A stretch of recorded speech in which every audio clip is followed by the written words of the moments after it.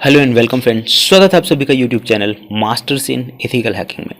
आज मैं लेकर आया हूं आप लोगों के लिए कुछ अलग, क्योंकि आज हम बात करने वाले हैं इंटरनेट पे कुछ ऐसी अनसॉल्व मिस्ट्रीज़ के बारे में जिन्होंने पूरी दुनिया को हैरान कर रखा है, जो अब तक रहस्य बनी हुई हैं, जिनके बारे में सुनने के बाद आप सोचने पर मजबूर हो जाएंगे और आपका दिल करेगा कि ज़रूर इनके बारे में हम देखें या कोशिश करें इन्हें सॉल्व करने की। तो क्या हैं ये पहेलियाँ और क्यों पूरी दुनिया हैरान है इनकी मिस्ट्रीज़ को लेकर? क्यों साइबर सिक्योरिटी और एक्सपर्ट यानी आईटी एक्सपर्ट्स की हम बात करते हैं तो इनके बारे में पता होना बहुत ज़रूरी है, ताकि ये आपकी स्किल्स को और भी ज़्यादा बेटर बना सकें।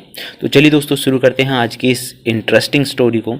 एंड ये रियली 100% रियली एग्जिस्ट करती हैं, यानी रियल वर्ल्ड में एग्जिस्ट करती हैं। ये कोई एक फेक चीज़ें नहीं है, मतलब सब का सब रियल वर्ल्ड से ही लिया गया है।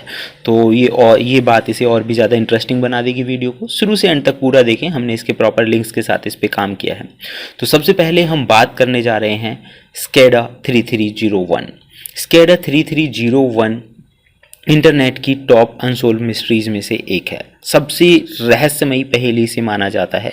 2012 में 4chan नाम पर रेडिट आप देख रहे होंगे, यहाँ पे मैंने रेडिट चला रखा है। reddit.com पे 4chan नाम का एक चैनल था, वहाँ पे ये मिस्ट्री सॉल्व वहाँ पे एक पोस्ट आई थी और पोस्ट के अंदर कुछ गुप्त कोड्स और पहेलियाँ थी। इन पहेलियों को सॉल्व करने के लिए आपको क्रिप्टोग्राफी और स्टेगनोग्राफी की बहुत ज़्यादा ज़रूरत थी, यानी कि अगर आपको क्रिप्टोग्राफी और स्टेगनोग्राफी की नॉलेज है तो ही आप इन पहेलियों को सॉल्व कर सकते थे। 2013 और 14 में इस पे कुछ पहेलियां पोस्ट की गई, कुछ लोगों ने इन्हें हल भी किया, लेकिन स्केडा 3301 का उद्देश्य क्या था और इसकी सच्चाई क्या थी, ये अब तक अज्ञात है। कुछ लोग मानते हैं कि ये किसी खुफिया एजेंसी का भर्ती अभियान था, जबकि कुछ इसे एक मजाक मानते हैं। तो गाइस, स्केडा 3301 के बारे में एक पूरी प्लेलिस्ट भी हमने बनाई है, इसे कैसे सॉल्व किया गया ये भी हमने बताया है। तो स्टेगनोग्राफी और क्रिप्टोग्राफी क्या है, कैसे काम करते हैं, ये भी आपको सीखने का मौका मिलेगा। तो हमारे ही चैनल पे आप प्लेलिस्ट में से चेक कर सकते हैं। बहुत ही ज़बरदस्त ये मिस्ट्री है। नंबर 2 हम बात करने वाले हैं A858।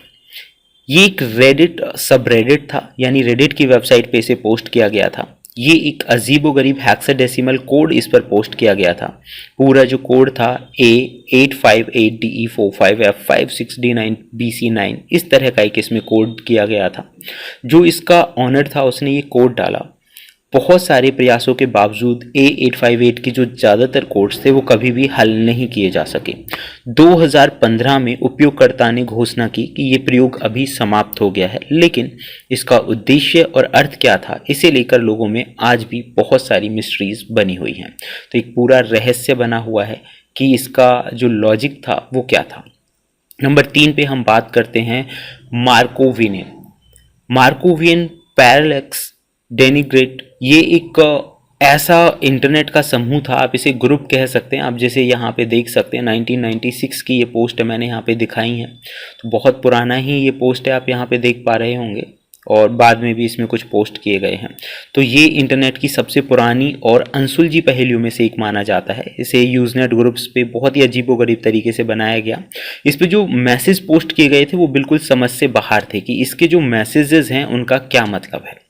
और ये पूरी एक श्रृंखला थी, मतलब एक दो नहीं थे, काफ़ी सारे मैसेजेस थे।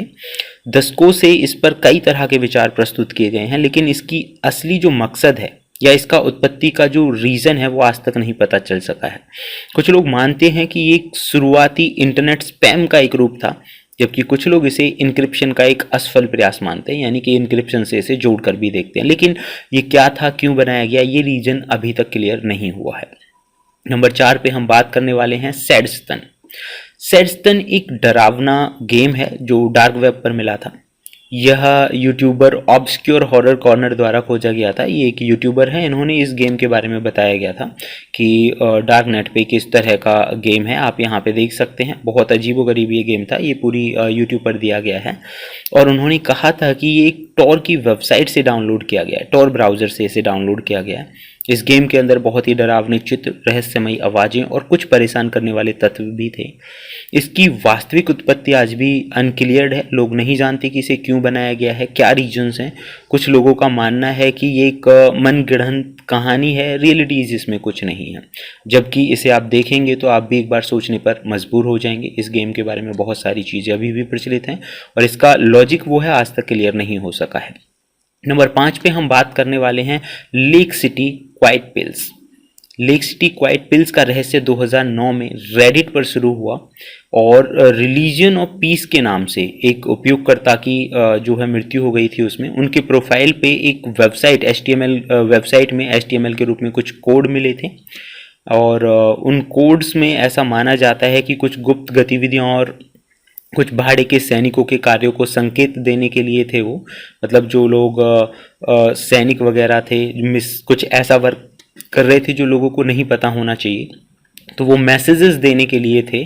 और उनका जो मतलब गहराई से विश्लेषण करने के बाद भी ये स्पष्ट नहीं हो पाया है कि लेक सिटी क्वाइट पिल्स वास्तव में था क्या, मतलब इसका रीज़न क्या था, क्यों पोस्ट किया गया, इसको जो रियलिटीज़ हैं वो आज तक नहीं पता चली हैं। नंबर 6 पे आता है the publish enigma. The publish enigma भी पिंक फ्लॉयड के 1994 के एक एल्बम से जुड़ा हुआ है जिसका नाम था the division bell. Division bell में पब्लिश नाम से एक व्यक्ति ने यूज़नेट पर एक संदेश पोस्ट किया था जो अभी नहीं है, वो डिलीट कर दिया गया है। उसमें कहा गया था कि एल्बम में एक छिपी हुई पहेली है जिसे हल करने पर पुरस्कार मिलेगा। तो बरसों की अटकलों के बावजूद, यानी बहुत सारे प्रयास किए गए, ना तो पहेली का पता चला और ना ही पुरस्कार के बारे में कोई चीज़ सामने आई। तो आज तक क्लियर नहीं हो पाया है। पब्लिश जो है वो अभी भी हिडन या मिस्ट्री बना हुआ है। नंबर 7 पे आता है mortis.com। mortis.com एक रहस्यमयी वेबसाइट है जो 2000 के दशक की शुरुआत से मौजूद है, यानी 2000 से एक वेबसाइट थी mortis.com के नाम से। आप अनसॉल्व मिस्ट्रीज में भी देखेंगे। द mortis.com एक रहस्यमयी वेबसाइट थी और इस तक पहुंचना बहुत मुश्किल था। इसमें लॉगिन पेज और कुछ संदेश दिखाए जाते थे। वेबसाइट्स के बारे में अफवाहें थी कि इसमें कुछ गुप्त दस्तावेज या षड्यंत्र के सिद्धांत या कोई गुप्त सामग्री इसमें हो सकती है। काफ़ी अटकलें लगाई गई, लेकिन इसका असली उद्देश्य अभी तक अनक्लियर्ड है कि द mortis.com बनाया क्यों गया था। नंबर 8 पे आता है हमारा अक्टूबर 28, 2011। अक्टूबर 28, 2011 एक वेबसाइट थी जिसमें यूट्यूब चैनल और वेबसाइट्स ने इस तारीख को मतलब कुछ संकेत दिए थे। कुछ चैनल्स थे, वेबसाइट थी, उसमें एक मैसेज दिया गया था। कई लोगों को लगा कि उस दिन कोई बहुत बड़ी घटना होनी है, जैसे कि मान लो कोई प्रलय आने वाली है, एलियन से संपर्क होने वाला है, या कुछ इस तरह की अलग अलग बातें बनाई गई। जब यह तारीख बीत गई और कुछ नहीं हुआ तो लोगों ने इसे एक प्रैंक मान लिया, लेकिन इसकी सच्चाई आज भी मिस्ट्री बनी हुई है। तो इसमें आप देखेंगे द अनसॉल्व मिस्ट्रीज में बहुत सारी इंटरनेट की ऐसी मिस्ट्रीज हैं जो आपको सोचने पर मजबूर कर देंगी। इंटरनेट ऐसे ही रहस्यों से भरा हुआ है, तो अधिकांश रहस्य अभी भी इनमें से अनसुलझे हैं। बहुत सारी चीज़ों के बारे में हमने अपने YouTube चैनल पर भी बताया है, जैसे कि मैंने स्कैडा 3301 के बारे में बोला, वो आपको हमारे चैनल की प्लेलिस्ट में मिल जाएगा, वहाँ से उसे देख सकते हैं। इनमें से कौन सी मिस्ट्री आपको अच्छी लगी और आप चाहते हैं कि उसके बारे में और मैं कंप्लीट डिटेल्ड वीडियो बनाऊँ, उसके लिए आप मुझे कमेंट कर सकते हैं। और ये कुछ हटके भी था हमारे डेली वीज के वीडियोज़ से, तो ये उम्मीद करता हूँ आपको पसंद आया होगा। अगर आप चाहते हैं ऐसी ही बेहतरीन इन्फॉर्मेशन आप लोगों के लिए लेकर हम आते रहें, तो उसके लिए देखते रहिए YouTube channel masters in ethical hacking. Thank you friends, good bye.